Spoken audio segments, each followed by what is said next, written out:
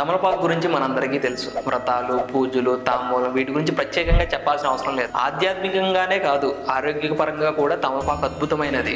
అయితే చాలా మంది ఇప్పుడు ఈ తమలపాకు మొక్కను ఇంట్లో పెంచుకుంటున్నారు. మరి వాస్తు ప్రకారం తమలపాకు చెట్టు ఇంట్లో ఉంటే ఏమవుతుంది? డబ్బుకు, అదృష్టానికి దీనికి ఎలాంటి సంబంధం ఉందో ఇప్పుడు తెలుసుకుందాం.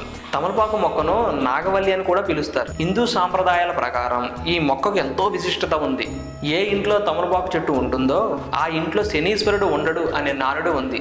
అంతేకాకుండా ఇంట్లో ఆర్థిక కష్టాలు ఉండవని, డబ్బుకు లోటు ఉండదని చెబుతారు. పట్టిందల్లా బంగారం అయ్యేంత అదృష్టం కూడా కలిసి వస్తుందట. తమలపాకు తీగ ఇంట్లో ఉండటం వల్ల సాక్షాత్తు లక్ష్మీదేవి మరియు ఆంజనేయ స్వామి ఇంట్లో ఉన్నట్లేనని నమ్ముతారు. ఈ మొక్క ఏపుగా చక్కగా పెరిగితే ఇంట్లో అప్పుల బాధలు ఉండవని కూడా చెబుతారు. ఆర్థిక ఇబ్బందులన్నీ తొలగిపోతాయి. అంతేకాకుండా తమలపాకు మొక్క ఇంట్లో ఉండటం వల్ల బుధగ్రహం అనుకూలం కూడా కలుగుతుందని చెబుతారు.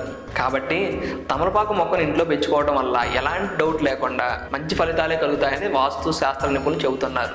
మరి ఈ మొక్కను ఇంట్లో ఏ దిక్కులో ఉంచాలి? తమలపాకు మొక్కను తూర్పు వైపు ఉంచితే చాలా మంచిదట. ఈ మొక్క బాగా పెరగాలంటే సూర్యరశ్మి బాగా తగిలే చోట పెట్టాలి. అయితే మరీ గట్టి ఎండ తగిలితే మొక్క మాడిపోతుంది. కాబట్టి గట్టి ఎండ తగిలిన చోటలో ఉంచడం ఉత్తమం.